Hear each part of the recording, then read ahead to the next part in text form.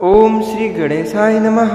वृषभ राशि वालों के लिए ग्रहों का गोचर इस साल अपने साथ लाने वाला है नई संभावनाओं और अवसरों का दौर। साल भर की स्थिति को जानने से पहले एक नज़र डाल लेते हैं आपके लिए बनने वाले ग्रहों की स्थिति पर, जो देगी कुछ अच्छे तो कुछ चुनौती भरे पहलू।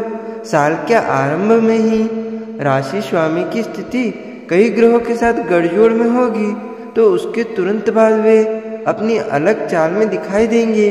राहु केतु का असर आपके करियर और सुख पर डाल सकता है असर। न्यायाधीश शनि महाराज एकादश भाव में विराजमान होकर देने वाले हैं आर्थिक समृद्धि के नए मौके।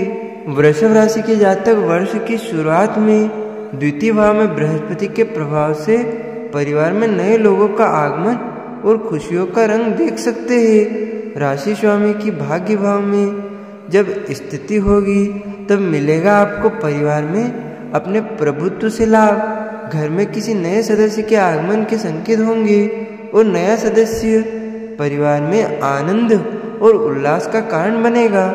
इस समय आपके परिवार के सदस्य एक दूसरे के प्रति अधिक सहायक और सहयोगी रहेंगे।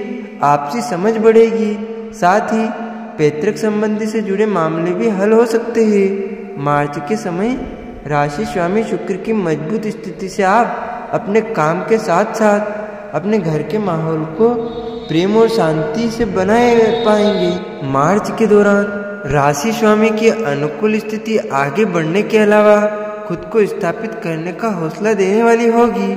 वृषभ राशि वालों के लिए राहु केतु का गोचर कुछ अड़चनों को दे सकता है। इस समय रिश्तों में यह मधुरता विशेष रूप से आपके और आपके भाइयों के बीच दिखाई देगी, किंतु स्त्री पक्ष की ओर से सुख की कमी का अनुभव भी होगा। राहु का कार्य क्षेत्र में प्रभाव आपको आगे बढ़ने के लिए जोश देगा। नई नई बातें सामने आ सकती है, लगातार समस्या बनी रह सकती है। बृहस्पति का प्रभाव आपके जीवन में संतुलन और समझदारी लेकर आएगा। इस समय संतान सुख की प्राप्ति के लिए कोशिश कर रही दंपति के लिए अनुकूल स्थिति देखने को मिल सकती है।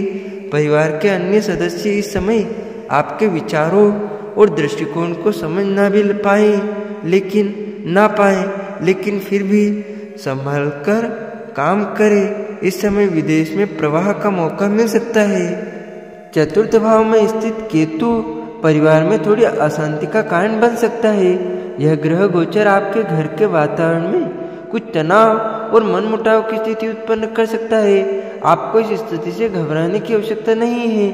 आपके आत्मविश्वास और धैर्य के साथ आप इस संकट का सामना करेंगे और पारिवारिक जीवन में शांति स्थापित करने में सक्षम होंगे।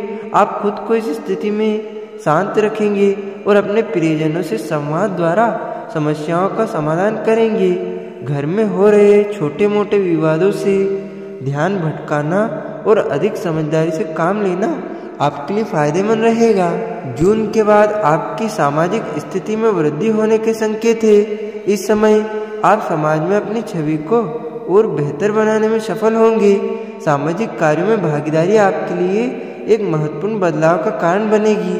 आप समाज सेवा, सामाजिक गतिविधियों और समाज सुधार के लिए किसी संस्था का संचालन कर सकते हैं। इस समय आपके अंदर नेतृत्व की भावना जागृत होगी और आप समाज में एक प्रतिष्ठित व्यक्ति के रूप में जाने जाएंगे। लोग आपकी सामाजिक गतिविधियों को सराहेंगे और आपके योगदान की कद्र करेंगे। आपके सामाजिक क्षेत्र में आपकी भूमिका और जिम्मेदारी बढ़ेगी, जिससे आपके आत्मविश्वास में भी इजाफा होगा। वर्ष के अंतिम पड़ाव में आपका दृष्टिकोण भी काफी बदला हुआ होगा। परिवार में नए रिश्तों की शुरुआत देखने को मिल सकती है। इस दौरान किसी के साथ जुड़ने और काम करने जैसे मौके मिल सकते हैं। सामाजिक स्तर पर भी आप एक्टिव होने वाले हैं। इस समय कुछ नए काम और घर परिवार की जिम्मेदारियों में आप ग्रामीण भूमिका निभाने वाले होंगे, यानी कि अग्रणी भूमिका निभाएंगे। कुल मिलाकर यह साल सुखद रहेगा। कुछ बातों में उलझने दे सकता है, लेकिन आप में उन्हें सुलझाने की योग्यता भी बहुत होगी। आप इस समय को आंतरिक और बाहरी दोनों स्तरों पर जीने वाले हैं। अगर आप भूमि, संपत्ति या रियल एस्टेट से जुड़े हुए व्यवसाय में हैं, तो अक्टूबर के बाद आपको विशेष लाभ होगा। इस अवधि के दौरान भूमि से संबंधित सभी गतिविधियां आपके लिए फायदे का सौदा साबित होगी।